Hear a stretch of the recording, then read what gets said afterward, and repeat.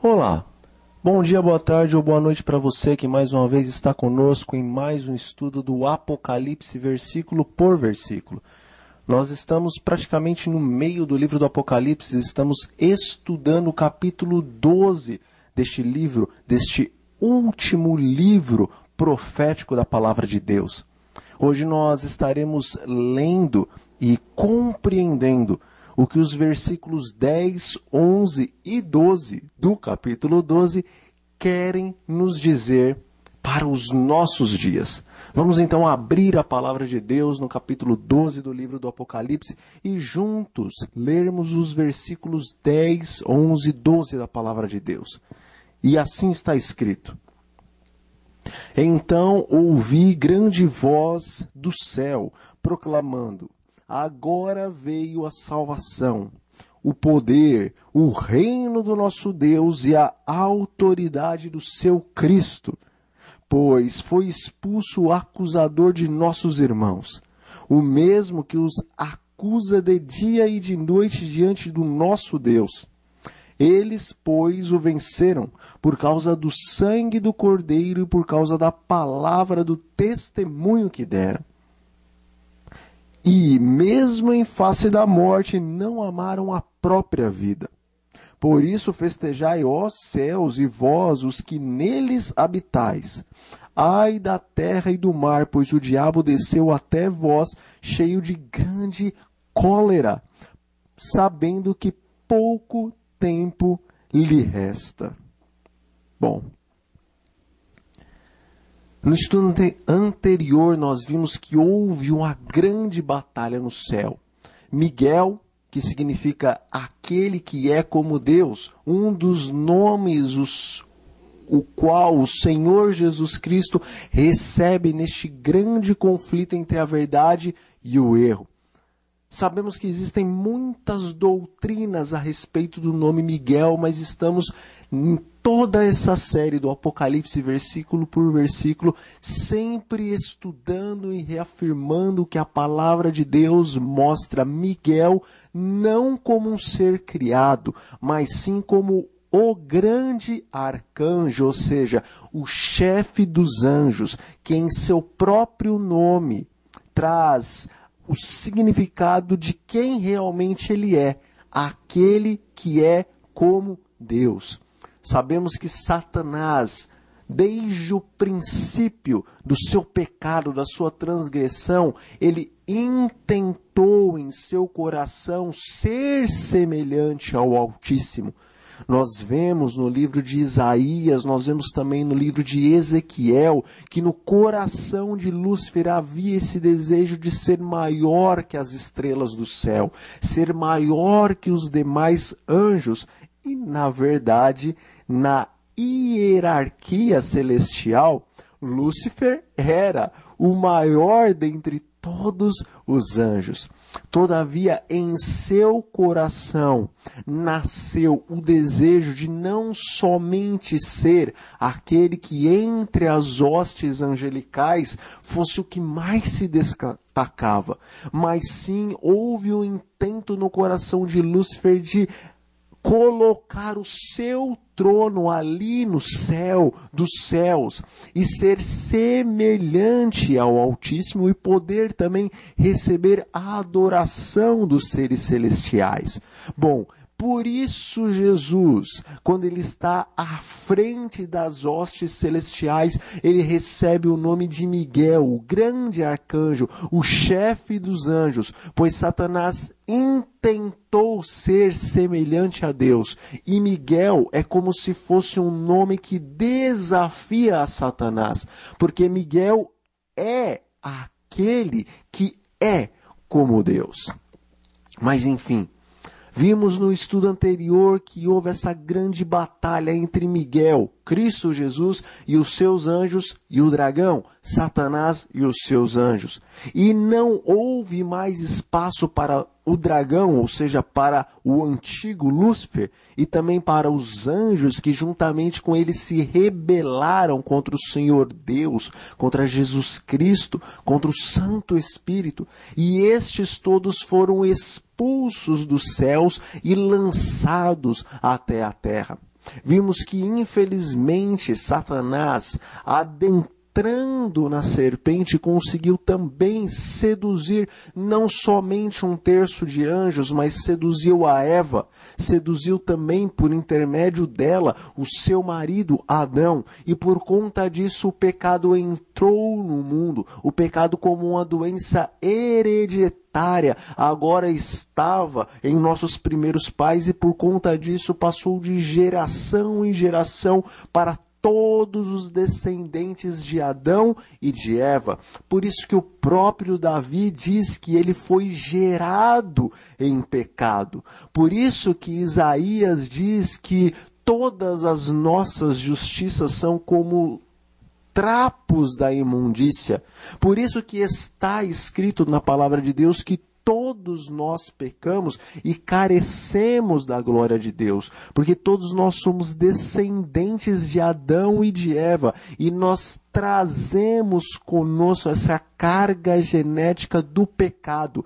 Por isso, por mais, meu irmão e minha irmã, meu amigo e minha amiga que está me assistindo, por mais que você aparentemente aos olhos humanos seja uma pessoa boa, tal como o jovem rico, aos olhos dele mesmo, parecia ser uma pessoa boa. Se você, aos olhos humanos, parece que guarda os mandamentos de Deus, assim como o jovem rico, lá na questão, quando Jesus Cristo estava ali ensinando, e ele vem e pergunta o que ele poderia fazer para ser salvo, e Jesus então fala a respeito dos mandamentos de Deus. Aos olhos do jovem rico, aparentemente ele guardava todos esses mandamentos. Ele era uma pessoa boa. Contudo, aquele que lê os corações sabia de coisas que o jovem rico não sabia. Aquele que prescruta todas as mentes sabia que existia muitas outras coisas e ídolos na vida do jovem rico, o qual o próprio jovem não conseguia perceber. Nós vemos que quando Jesus, de maneira clara, mostra que o dinheiro, as riquezas, era o ídolo do jovem rico, era o Deus do jovem rico, ele acaba se entristecendo e virando as costas para o Senhor Jesus Cristo.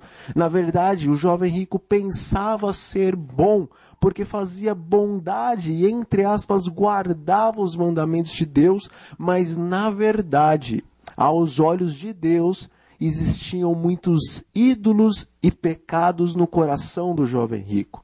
Então é por isso que você e eu nunca devemos nos achar verdadeiramente bons e merecedores do reino dos céus, pois o pecado, assim como estava no coração do jovem rico, está no teu coração e está no meu coração. E aquele que pode ver muito além do que você e eu podemos, ele nos diz através de sua palavra que você e que eu pecamos e que carecemos da glória e da graça de Deus para a salvação.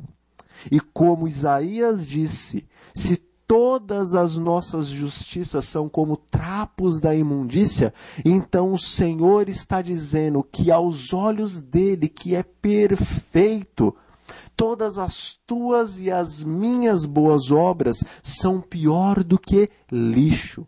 É por isso que a palavra de Deus nos diz que nós somos salvos pela graça e não pelas obras que nós fazemos. Porque pelo fato do pecado estar em sua e em minha cadeia genética e estar em nosso íntimo, em nossa alma, até mesmo as boas obras que você e que eu fazemos, estas estão com intuitos e têm uma base pecaminosa por detrás e por debaixo destas ações. Mas enfim, depois de toda a raça humana também, infelizmente, ser seduzida pela serpente, agora nós vemos nesses versículos que o Senhor Jesus, Miguel, o grande príncipe, o defensor do povo de Israel, tanto o Israel literal da antiguidade como o Israel espiritual da atualidade. Vemos que Miguel, Jesus Cristo, ele não somente se colocou como o grande arcanjo nos céus e esteve à frente das hostes angelicais para lutar e para vencer o dragão nos céus e expulsá-lo daquele reino glorioso, para que então a paz fosse devolvida aos santos anjos e aquele local e a todos os seres celestiais que estavam constantemente participando da comunhão e do louvor que existe no reino eterno de Deus. Nós vemos nesses versículos que o Senhor se compadeceu também do homem, pois o homem, pelo seu livre arbítrio, pela sua livre escolha, também decidiu, como aquele 1/3 de anjos que caiu com Satanás, decidiu pecar e colocar-se sob o poder e o jugo do grande rebelde. Todavia, o Senhor, se compadecendo da raça humana, da sua obra-prima, vemos que ele desceu à terra. Sim, nós vemos aqui que pelo seu poder, ele conseguiu obter a vitória a qual Satanás julgava ter conseguido quando fez com que os primeiros pais, Adão e Eva, caíssem em pecado. Vemos que as primeiras palavras, logo no versículo 10, dizem o seguinte: agora veio a salvação. Nós vemos no livro de João, no capítulo 19, que em determinado momento Jesus, com seus braços abertos, pregado na cruz do Calvário, ele brada e diz: está consumado. Esse está consumado está feito, está terminado. A obra a qual eu vim realizar neste planeta está consumada, está completada. Eu vim para ser o segundo Adão, está o Senhor Jesus Cristo dizendo nas entrelinhas deste brado: está consumado. Jesus está dizendo que ele veio como o segundo Adão, mas diferentemente do primeiro Adão, ele guardou toda a lei de Deus e não transgrediu nenhum dos mandamentos, porque a palavra de Deus no Novo Testamento nos diz que Jesus Cristo veio a este mundo em carne. Ele veio como sendo homem, 100% homem, e ao mesmo tempo 100% Deus. Ele veio debaixo da lei, porque ele precisava vencer justamente aonde Adão havia caído. Por isso que a palavra de Deus no Novo Testamento nos diz que Jesus Cristo veio em carne e que foi tentado em todas as coisas, tal como você e tal como eu, mas sem pecar, sem cair na tentação. Às vezes você pode até questionar, mas Jesus não teve família, Jesus não teve uma esposa, Jesus não teve filhos. Como então a palavra de Deus pode dizer que ele foi tentado nas mesmas coisas que eu sou tentado? Nós devemos nos lembrar que a palavra de Deus também diz que Deus não vê como o homem vê. Em todas as tentações que Jesus foi tentado, o Senhor Deus vê que lá no íntimo é como se em todas as coisas que você e eu somos tentados, Ele também foi. E na verdade muito mais do que nós, de maneira que após ele vencer o grande conflito, após ele completar a obra e depois de 3 dias ressuscitar como grande e vitorioso e subir aos céus, a palavra de Deus nos diz que ele se tornou, Paulo, no livro de Hebreus, nos diz que ele se tornou o nosso sumo sacerdote. Não um sumo sacerdote que não possa se compadecer de nós, mas um sumo sacerdote que pode se compadecer de nós, porque ele passou por todas as coisas que você e eu, por todas as provas que você e eu passamos. E por isso o Senhor Jesus, Ele te entende, Ele me entende, Ele nos ama e se compadece de nós. E quando você e eu oramos ao Deus eterno, Jesus Cristo, como nosso sumo sacerdote, recebe estas orações. E então, com todo o amor infinito e eterno que Ele tem por você e que Ele tem por mim, Ele apresenta a tua e a minha oração de maneira inefável, inexplicável, profunda, larga, extensa diante do Pai, de maneira que o Deus eterno concede em Cristo Jesus aquilo que você e eu estamos pedindo, aquilo que você e eu precisamos e necessitamos.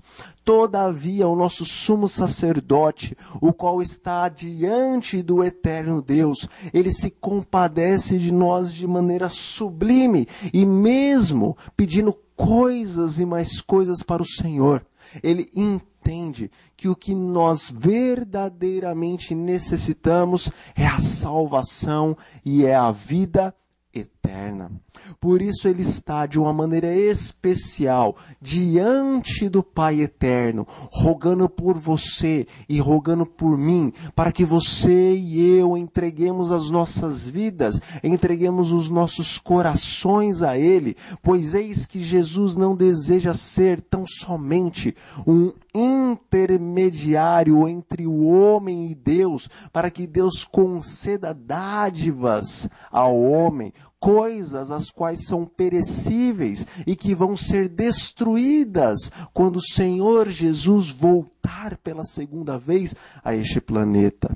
O Senhor, Ele quer muito mais. O Senhor Jesus, Ele está batendo a porta do teu e do meu coração, porque Ele quer dar para você o maior de todos os presentes, Ele quer dar para mim o maior de todos os presentes, Ele quer dar a si mesmo. O Senhor Jesus diz que Ele está à porta do teu e do meu coração, e Ele está batendo. Aquele que abrir a porta e permitir que o Senhor venha entrar em sua vida, Ele diz que Ele vai estar ceando com este, e este vai estar ceando com Ele. Isto é uma ilustração. Ele quer dizer que Ele quer ser o seu amigo, o seu companheiro, alguém íntimo em sua vida. Jesus quer desde agora reinar em teu ser e em meu ser. Jesus quer ser mais do que um abençoador. Jesus quer ser a bênção na sua vida. Jesus quer ser mais do que o intermediário para que Deus conceda presentes para você. Jesus quer ser o próprio presente. Quando Ele desceu a esta terra e se envolveu em um invólucro humano, é como se a divindade estivesse se colocando, se guardando em uma caixinha de presentes para que o homem pudesse receber o presente bendito da vida eterna. Aceite ao Senhor Jesus, porque Ele já morreu por você e morreu por mim, e Ele concedeu a vitória e a salvação em seu próprio sangue. Mas a palavra ainda nos diz, no versículo 10, que não apenas veio a salvação do Senhor através de Cristo Jesus, mas também veio o reino do nosso Deus. O que é o reino do nosso Deus? Apocalipse, no capítulo 1, versículos 5 e 6, diz que o Senhor Jesus, Ele é o primeiro, Ele é a primícia entre os mortos. A palavra de Deus, nesses 2 versículos do livro do Apocalipse, neste capítulo 1, nos diz que o Senhor Jesus Cristo, Ele não somente é a primícia entre todos os que morreram, mas Ele também foi colocado como soberano dos reis da terra. Quando o Senhor Jesus morreu, aquela morte a qual foi estabelecida desde a eternidade. Por isso que a palavra de Deus nos diz que Jesus é o primeiro dentre os mortos, porque na eternidade já fora estabelecido que Ele, o Cordeiro de Deus que tira o pecado do mundo, iria morrer pela humanidade. Então, o Senhor Deus já havia estabelecido que o primeiro a morrer seria o Senhor Jesus Cristo. Ele está morto por ti, Ele está morto por mim desde a eternidade. É por isso que Ele é a primícia, o primeiro e também o melhor de todos os que morreram crendo na graça de Deus.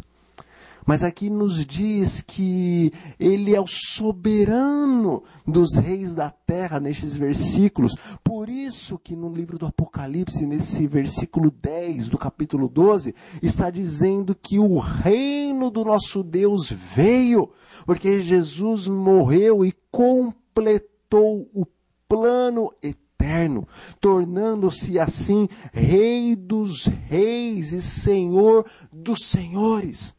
A palavra também nos diz que toda a autoridade de Cristo veio neste momento em que Ele completou a obra da salvação do homem. Em Mateus 28, no versículo 18, o Senhor Jesus diz aos seus discípulos, após a sua ressurreição: toda a autoridade me foi dada no céu e na terra.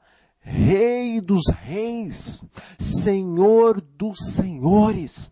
É este o teu Deus, o qual se compadece de você, o qual se compadece de mim, o qual quer morar em tua vida e em minha vida, no teu e no meu coração. Este o qual te chama de amigo, não apenas de servo. Ele é o Rei dos reis e Ele é o Senhor dos senhores. Ele está à destra de Deus, assentado no trono do universo. Ele rege todas as coisas. Ele é a palavra e desde o princípio Ele esteve com Deus o Pai e Ele mesmo é Deus. Ele é aquele que dizia: haja, e as coisas todas apareciam. Ele é o eterno e bendito Deus. Ele é aquele que não foi criado. Ele é aquele que existe por si mesmo. Nós estamos falando aqui do ser todo-poderoso, que é a existência de todas as coisas. Tudo foi criado por Ele e para Ele. E sem Ele, nada do que foi criado se criaria e viria à existência. É este que morreu por você e que te salvou. É este que quer estar junto a você e levá-lo para estar eternamente com Ele nas mansões celestiais. Este diz a você e este diz a mim: não se turbe, não se perturbe, não se preocupe, não se desfaleça o vosso coração. Crede em Deus Pai, mas Ele diz: crede também em mim. Na casa do meu Pai existem muitas moradas. E se assim não fosse, eu já teria dito. Mas eu vou preparar-vos lugar. E quando eu for, eu vou voltar novamente para vocês, para que aonde eu estou, que é na glória, estejais vós também. Aceite a Jesus, meu irmão e minha irmã. Aceite-o de coração, não superficialmente. Aceite a Ele como presente e não apenas as bênçãos temporais, as quais Ele pode te dar em seu sangue, em sua graça, em sua misericórdia. A palavra foi ainda mais adiante. A palavra diz que todas essas coisas foram conseguidas e que além disso foi expulso o acusador de nossos irmãos. O Senhor Jesus também disse, um pouco antes dele morrer, um pouco antes dele entregar a sua vida pela humanidade e para completar o plano do resgate deste planeta e dos homens que habitaram e habitam neste planeta, ele disse que o príncipe deste mundo, que é Satanás, ele disse que o príncipe deste mundo fora expulso, porque verdadeiramente o Senhor entregou o reino a Adão, Mas este, quando caiu em transgressão, então perdeu o reino para Satanás, pois ele usurpou o poder de Adão e passou a ser o príncipe deste mundo. Isso não é uma mentira, pois quando Jesus estava no deserto da tentação, Satanás lhe apresentou todos os reinos deste mundo e disse que estes reinos haviam sido concedidos a ele. E se porventura Jesus o adorasse de joelhos, então Satanás concederia todos esses reinos para Jesus. Jesus não repreendeu Satanás pelas palavras que ele disse com relação a ser o príncipe deste mundo.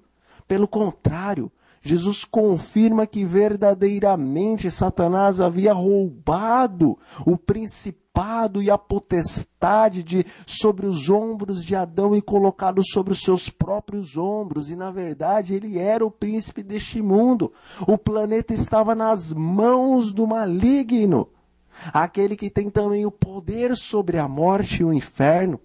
Todavia, quando Jesus morreu na cruz do Calvário, sendo ele o segundo Adão e não tendo caído nas tentações e não tendo cometido as transgressões que Adão cometeu, então Jesus agora resgatou o reino das mãos do maligno e agora Satanás foi expulso do seu trono.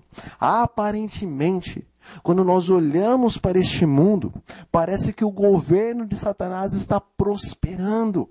A violência, a destruição na natureza e também na vida dos homens. Todas as coisas que estão acontecendo, até mesmo nos alimentos e na água que hoje nós ingerimos, parece que a marca e o selo de Satanás ali estão.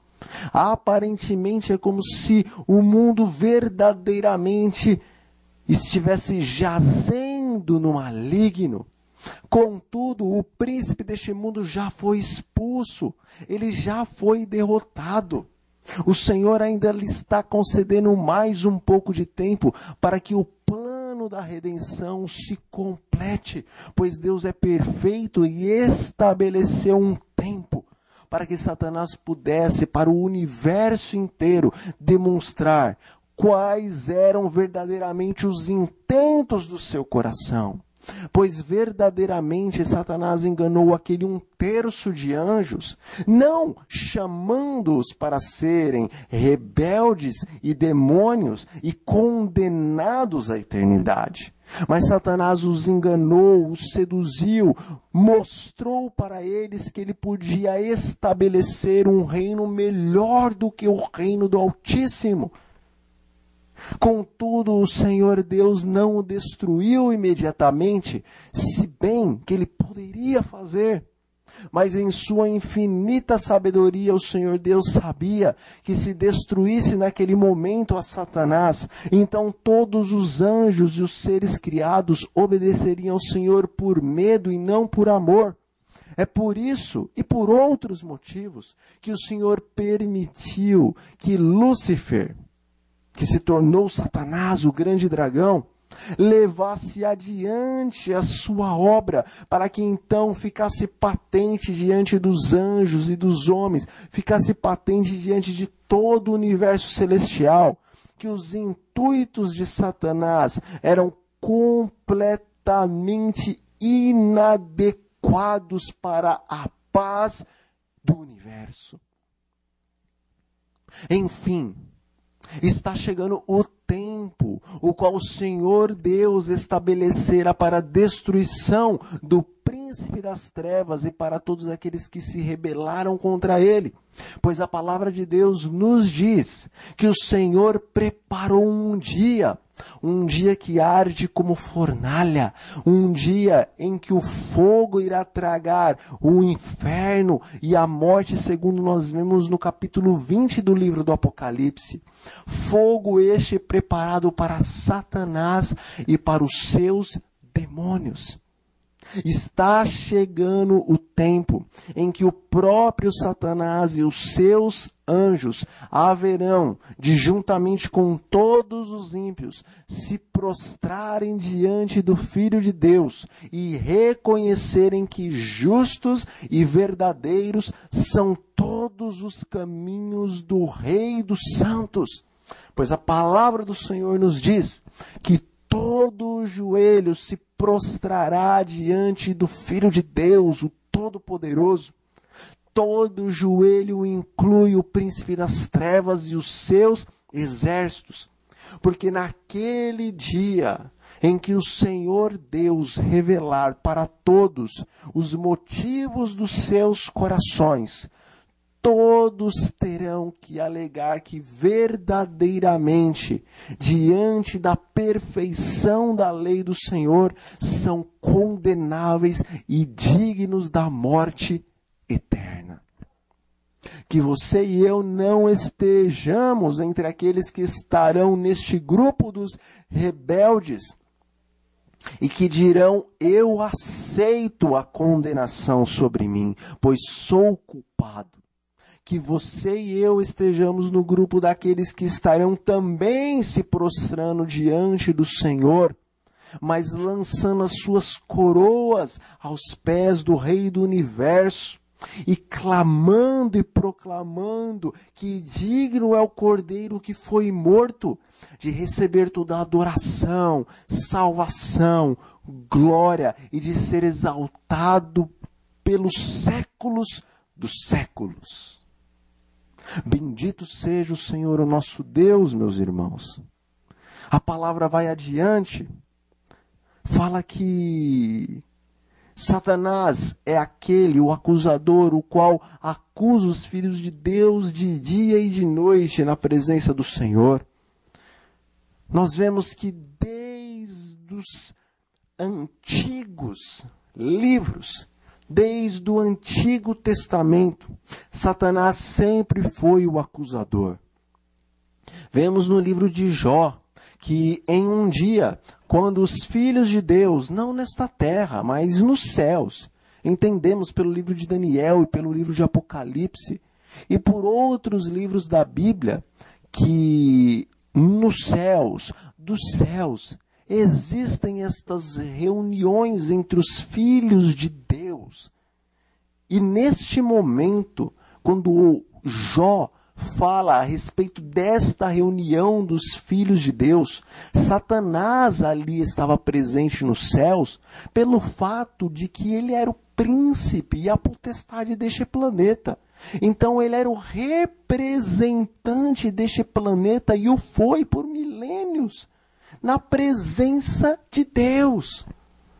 A cadeira, se assim podemos dizer, que pertencia a Adão nos céus dos céus, depois que Satanás usurpou, depois que ele roubou o reino das mãos de Adão, ele passou a ocupar esta cadeira.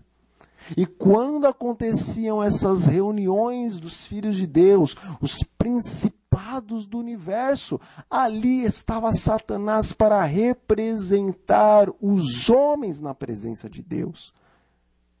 Os demais filhos do rei de todas as partes do universo estavam ali para prestar homenagem ao Todo-Poderoso.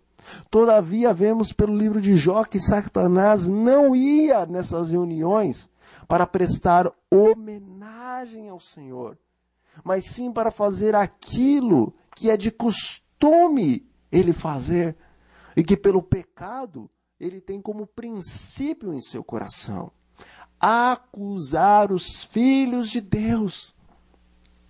Enquanto Deus, o soberano, estava revelando o que ia no coração do seu servo Jó, dizendo para o próprio Satanás que Jó era um homem íntegro, reto e temente a Deus e que desviava-se do mal.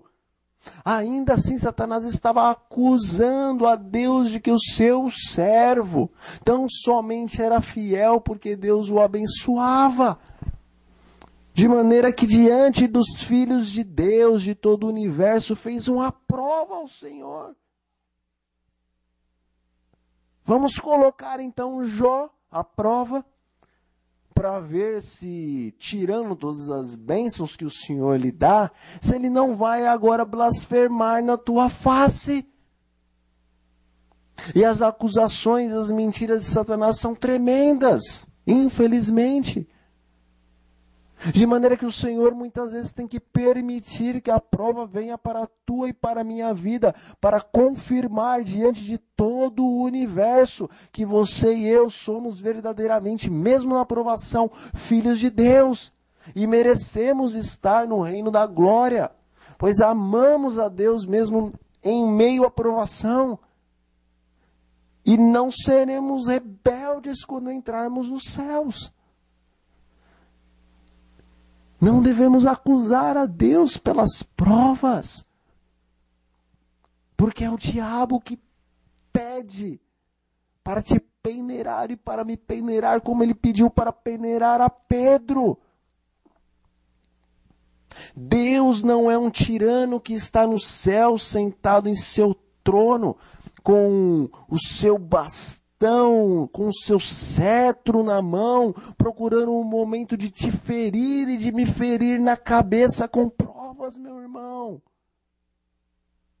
Jesus disse que Satanás pediu para peneirar a Pedro e ele rogou por Pedro. O Pai, em sua perfeição, em sua justiça, ele teve que aceitar o que Satanás pediu, para verdadeiramente Pedro se conhecer e para que o universo inteiro entendesse que Pedro era um homem de Deus. Embora naquele momento ele ainda não estivesse verdadeiramente convertido, mas o seu coração era sincero. E Deus tinha que permitir que esta prova viesse, pois ele é justo. Deus é tão justo, meus irmãos, que ele é justo até com Satanás.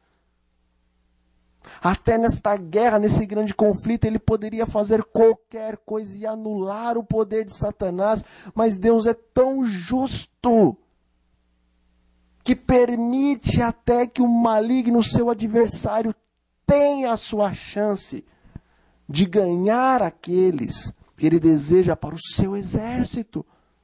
Mas o Senhor está constantemente a rogar diante do Pai, para que você e para que eu não desfaleçamos, mas que permaneçamos do lado da luz e não do lado das trevas. De todas essas palavras que eu disse, ao menos algumas fiquem na sua mente. E as que devem ficar na tua mente e na minha mente é esta: Deus é justo e é perfeito e é amor, mesmo em meio às provas. Vamos dar prosseguimento e a palavra nos diz que aqueles os quais Satanás acusava de dia e de noite, eles foram libertos. Eles foram libertos por causa do sangue do Cordeiro e também por causa da palavra do testemunho que eles deram. Como falamos agora há pouco, ninguém é salvo pelas suas obras. Ninguém é salvo pela sua bondade. Ou você acha que Abraão foi salvo porque ele era um homem bondoso e porque ele erigia altares ao Senhor? A palavra de Deus no Novo Testamento nos diz que Abraão creu e isso lhe foi imputado por justiça. Ou seja, o que salvou Abraão não foram as suas obras, mas foi a sua fé. Moisés não foi salvo por causa das suas boas obras. Todas elas eram como trapos de imundícia diante do Senhor. Moisés foi salvo porque ele creu. E isso lhe foi imputado como justiça. Paulo, João, Pedro, Tiago e todos os demais apóstolos e discípulos não foram salvos por causa de suas obras, mas sim por causa da justiça do Senhor Jesus, o Cordeiro de Deus, o qual tira o pecado do mundo. Lutero não foi salvo e nenhum dos homens da Idade Média, e mesmo os mártires, como João Hus, não foram salvos por causa de suas obras, ou porque entregaram os seus corpos para glorificar a verdade de Deus nessa terra. Todos foram e todos são salvos, mesmo aqueles da antiguidade, por causa da justiça de Deus. Pois mesmo aqueles que matavam os cordeiros e os animais para entregá-los em sacrifício diante de Deus, tão somente eles estavam dizendo que eles criam, eles acreditavam que um dia viria o Messias, o verdadeiro sacrifício de Deus, que tira o pecado do mundo. Quando eles sacrificavam aqueles animais, eles estavam dizendo que tinham fé, que alguém muito maior do que um animal, que tem um sangue muito melhor do que animais, viria em favor deles. Todos, desde a antiguidade, são salvos pela graça. Aqui os servos de Deus são salvos por causa de Cristo, o sangue de Cristo, e também por causa da palavra e o testemunho que eles deram. A palavra de Deus nos diz que se nós confessarmos diante dos homens que cremos em Jesus, somos salvos. Devemos confessar a nossa fé. Mas também está dizendo aqui que eles foram salvos por causa das suas obras. E como assim? A palavra de Deus nos diz que mostre essas tuas obras sem fé, que pela minha fé ou pelas minhas obras eu vou mostrar a minha fé. Ou melhor, mostre-me essa tua fé sem obras, que eu pelas minhas obras hei de mostrar a minha fé. O que isso significa? Significa que a fé e as obras devem andar em união. Se alguém diz que tem fé em Jesus Cristo, mas não guarda os mandamentos de Deus, então a fé dessa pessoa é nula, como está escrito. Mostra-me essa tua fé sem obras. Ou seja, como você pode verdadeiramente crer no Filho de Deus e crer que o seu sangue o liberta dos seus pecados e o transforma em uma pessoa mais semelhante a Cristo Jesus, se em suas obras você está dizendo exatamente o contrário disso?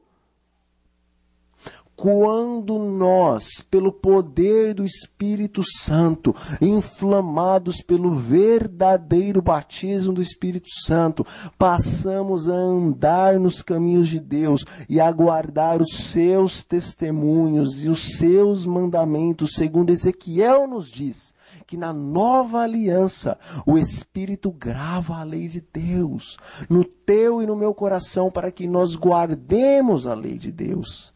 Quando nós, pelo poder do Espírito, estamos a guardar a lei do Senhor, então, tal como Tiago escreveu, nós estamos agora a revelar para o mundo que nós temos verdadeira fé, que o sangue de Cristo nos liberta do pecado e nos torna filhos e filhas de Deus.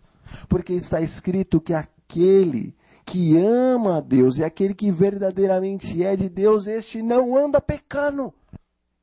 E pecado, diz a palavra do Senhor, o apóstolo Paulo nos diz que o pecado é a transgressão da lei. Portanto, aquele que é salvo pelo sangue do Cordeiro não anda transgredindo a lei de Deus, porque o Espírito Santo mora no coração dessa pessoa e escreve as leis do Todo-Poderoso no coração dessa pessoa, para que então ela ande em retidão diante do Deus que é perfeito, porque está escrito: sede perfeitos como o vosso Pai é perfeito. Todavia, também está escrito, mas, se caírem, existe um advogado diante de Deus, Jesus Cristo, o justo. Aqui Paulo está dizendo, ou melhor, João aqui está dizendo: filhinhos meus, vocês devem, no poder do Espírito e pela graça de Cristo, andar nos mandamentos de Deus. Porque Deus, em Cristo, no sangue do Cordeiro, no sangue que tem poder para te libertar da morte, para te libertar do pecado, Ele te faz andar em retidão na lei do Senhor.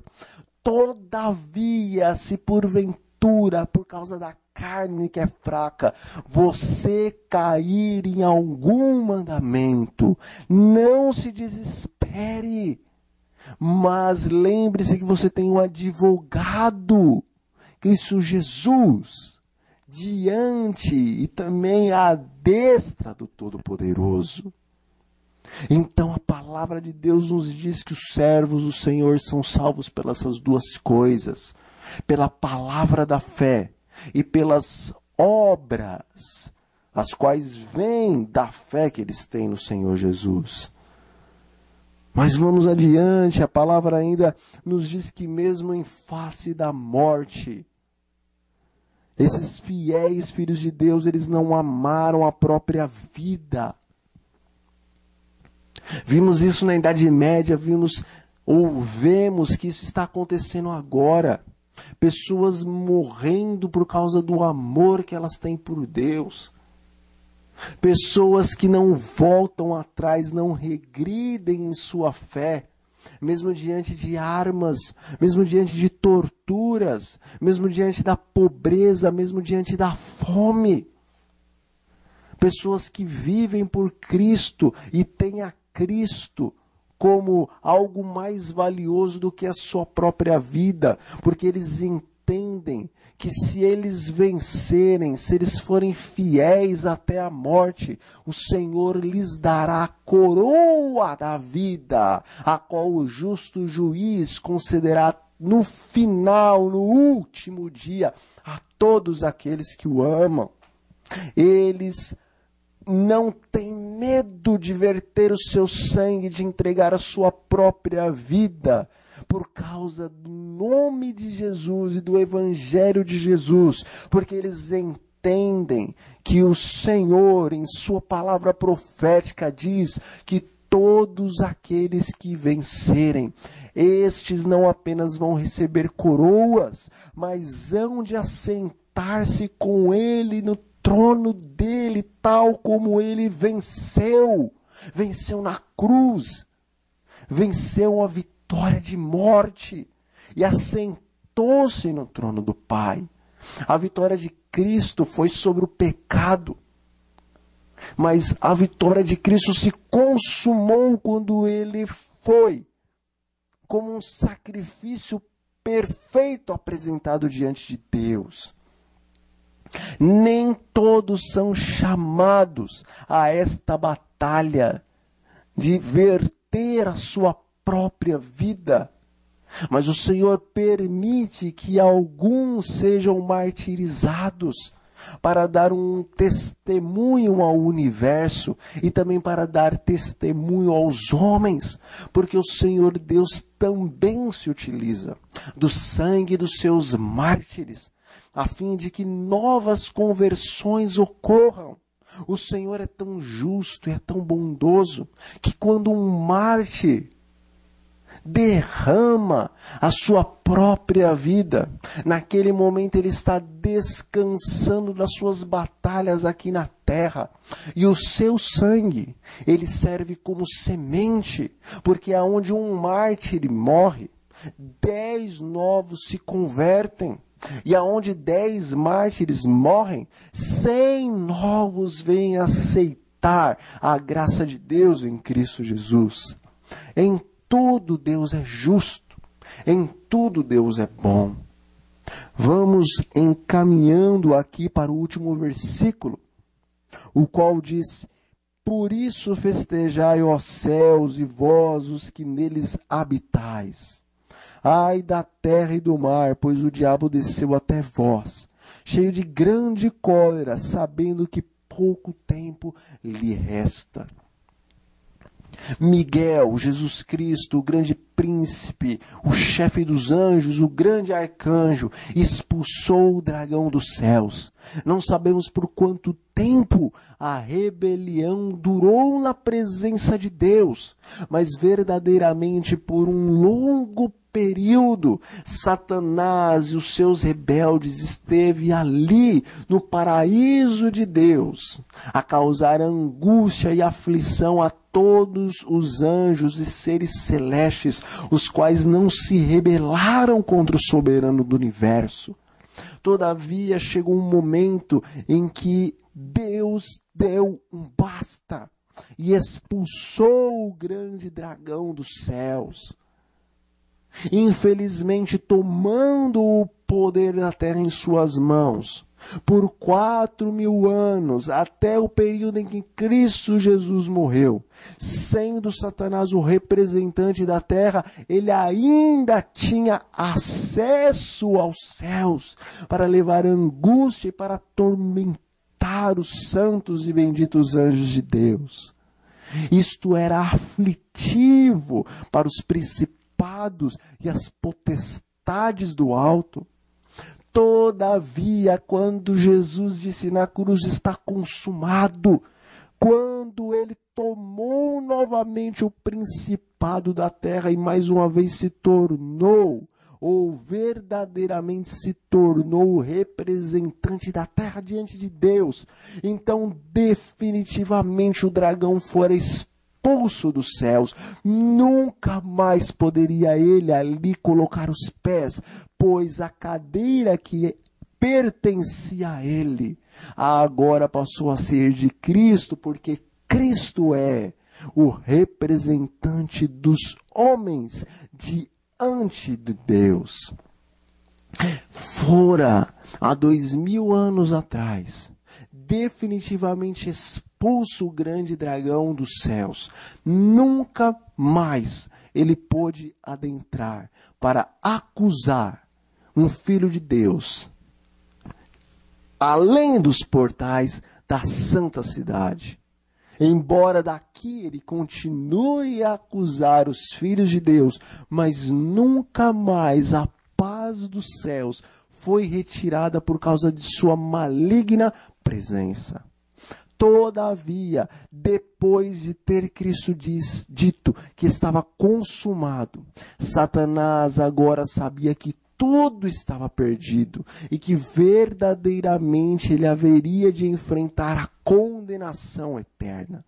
E por isso, em grande e tremenda cólera, sabendo que pouco tempo lhe resta, ele agora coloca todas as suas energias para atormentar a tua e a minha vida e para fazer com que você e eu, objeto do amor infinito de Deus, não recebamos aquilo que ele perdeu, pois o paraíso nunca mais poderá ser dele, mas o Senhor, na cruz do Calvário, ele comprou o direito de viver eternamente na presença do eterno Deus. E Satanás, em sua grande ira, deseja agora usurpar, roubar este direito que você e eu temos em Cristo Jesus de sermos coparticipantes da imortalidade de Cristo nos céus dos céus. Porque aonde Jesus está, ele vai, porque prometeu um dia levar todos os filhos de Deus para ali morar. Portanto, mesmo diante da cólera de Satanás, não desista, porque aonde o pecado abundou, abundou a graça, segundo está escrito. Portanto, se a cólera de Satanás abunda nesta terra, o amor e a paz de Deus superabundam na vida dos filhos do Senhor, os quais se colocam ao lado da verdade. Deus te ama e me ama. E Deus nos quer salvar. Nesse momento eu convido você, meu amigo e minha amiga, meus irmãos, a fecharem os olhos para fazermos uma oração a este nosso Deus, o qual enviou a Jesus Cristo para nos salvar da condenação eterna. Oremos. Senhor nosso Deus e nosso grande Pai, nós lhe agradecemos pelo sacrifício eterno do seu Filho amado Jesus Cristo. Nós agradecemos porque o Senhor nos resgatou da condenação eterna a qual nós estávamos metidos por causa da transgressão de nossos primeiros pais. Agora nós entregamos os nossos corações, nossas mentes, o nosso ser em tuas mãos. Aceite-nos em Cristo Jesus, e que a promessa de um dia estarmos na tua presença por toda a eternidade se cumpra em nossas vidas e nas vidas dos nossos familiares, segundo a promessa. Crede no Senhor Deus e serás salvo tu e a tua casa. É em nome de Jesus que nós oramos e desde já nós lhe agradecemos as bênçãos e que se faça a sua vontade. Amém. Foi um prazer mais uma vez estar com vocês em mais um estudo do Apocalipse, versículo por versículo. Não perca nenhum desses estudos, principalmente agora que nós vamos entrar numa fase toda especial desse grande conflito entre a verdade e o erro. Que o Senhor continue lhe abençoando e lhe guardando e lhe concedendo a graça, o amor e a mansidão, assim como a pureza também. Este é o meu desejo, a minha oração e até mais.